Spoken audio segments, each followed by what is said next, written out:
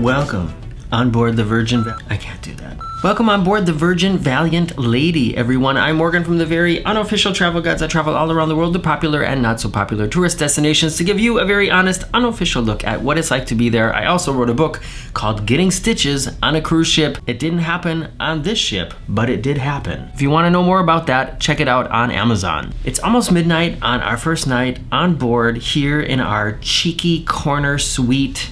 We have a gigantic balcony. We have a somewhat larger cabin here. It's stretched out over the edge. It has a cool bar where the drinks are included, a record player, all kinds of interesting amenities here that we paid extra for, of course, but they do bring a certain kind of value with them. I, of course, will be doing a full cabin tour so you can see everything in this suite that you're gonna need to see to know if you wanna book it or not. But let me tell you about how the day began.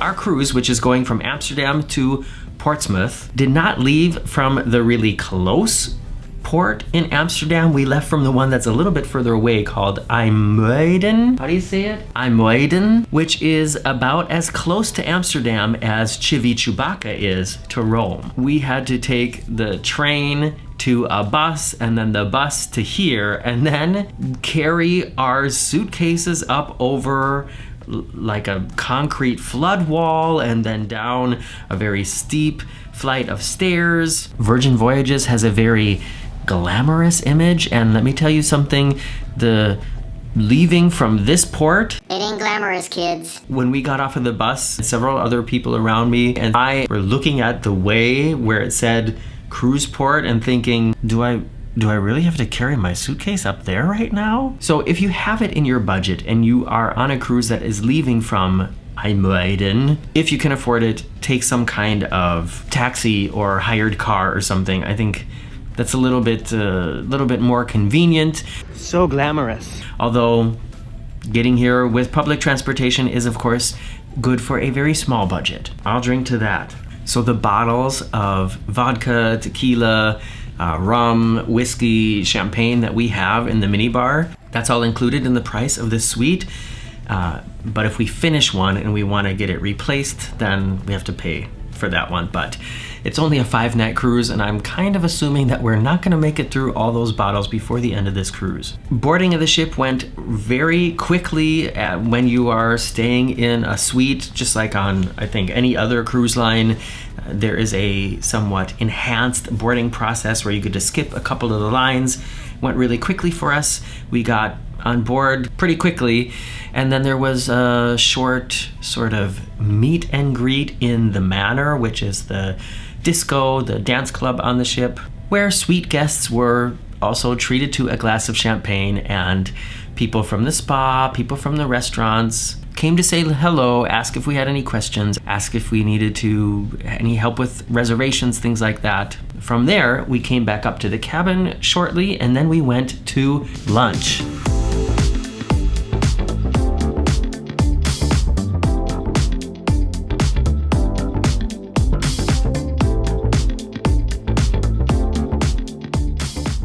As you know, Virgin Voyages has tried to sort of flip a lot of things up, change some things around. It is not your typical cruising experience, and one thing that, as far as our first impressions goes, is very different is there is no traditional buffet. There's an area called the Galley, which is probably the closest thing they have to a buffet on board.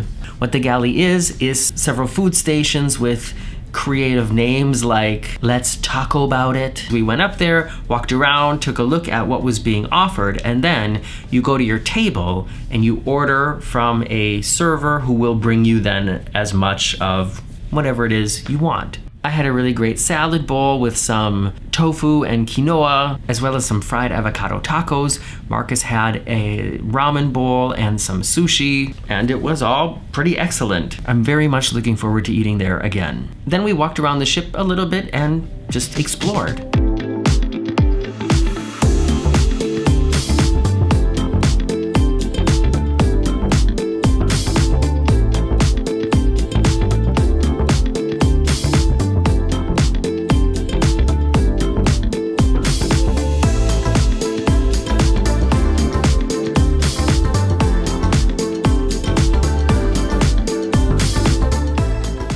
Is that something that you do when you get on board? Let me know, like, what is your pattern for the first day on a ship?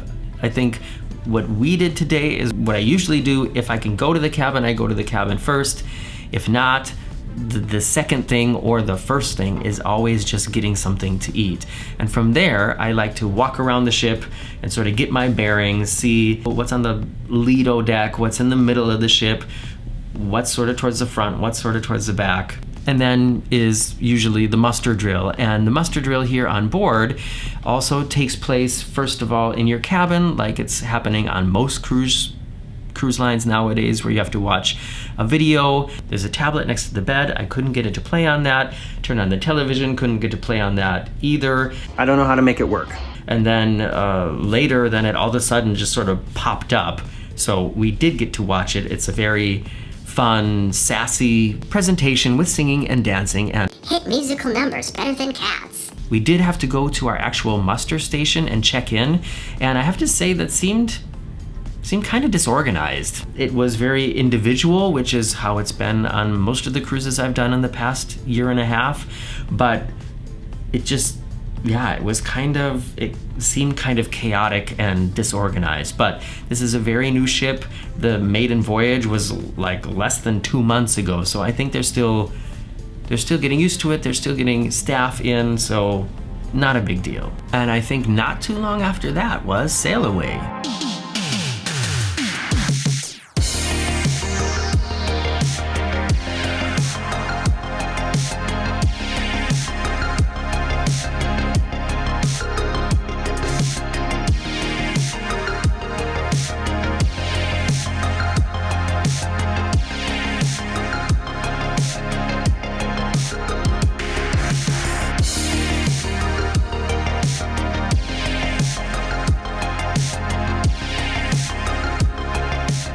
For dinner, we went to one of the, you can't call it specialty restaurants. None of the restaurants on board cost extra.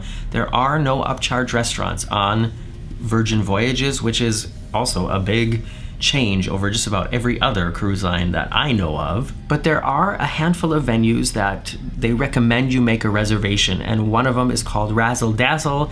That's where we went to eat tonight, and they offer mostly vegetarian food, but then also some meat and fish as well. And this is what we had for dinner.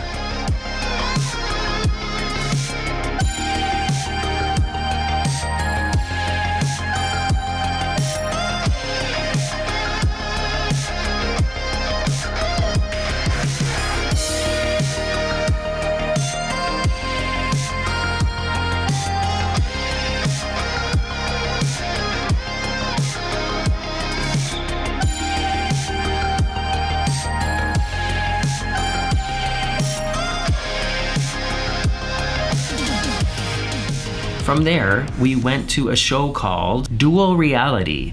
The performance space that this was in is kind of like a mini arena. There's the performance area is in the middle, and then there are seating areas on both sides of it that are at quite an angle, so it reminds you of like a small arena, I guess. And this show, I mean, Virgin Voyages is trying to offer people just sort of a concept that's unlike anything else at sea, and this show definitely is similar to that. If I had to describe it using just a couple sentences, I would say extremely talented circus performers pretending like they hate each other for 55 minutes. I think they tried to sort of portray like a Romeo and Juliet West Side Story, red team against the blue team, and the performers were very talented, but the story that they were trying to portray was, I just think, unnecessary. It was a lot of like fake fighting, a lot of people looking angry at each other, pretending to be offended by the juggling that the other performer was doing, and I didn't need the story. I would have been happy with just the fantasy of what they were doing. So that's my 2 cents. If you see something dangling around my wrist here, by the way, besides my Apple Watch. This is the wearable device that we get. So this is like our magic band. You can see it has a cool little clasp here, the anchor. So this is what we use to get into the cabin and to scan on the slot machines where we also played tonight. And if we're gonna buy something at the bar, this is how we charge it. So that's what it looks like on Virgin. And after the show, we played a little bit in the casino, won a little bit of money, and now we're back here just relaxing in our suite before it's bedtime. We are going to be in the ship for 4 more nights. There are going to be a lot more videos coming from this series, including a full suite tour, talking more about the food, talking about more about the entertainment scheme on board, and just kind of, you know, what we did while on this ship. So make sure you're subscribed if you aren't yet. YouTube doesn't always push the videos into everybody's feed, so sometimes it, you know, with the creators that I really like to watch, if I realize, I haven't seen one of their videos pop up on my screen lately. then I just go searching for them, and if there is a new video, then I know it's time to watch it. I'm really excited to show you more about this very interesting concept of cruising that Virgin Voyages is offering. I already know that there are some of you out there that this is not going to be right for, but I think from my first day's experience, there are also a lot of people who think they wouldn't enjoy it that now I think, you probably would. Just keep checking back for all the updates so you know on which team you are. I'm Morgan from the very Unofficial Travel Guides. See you soon.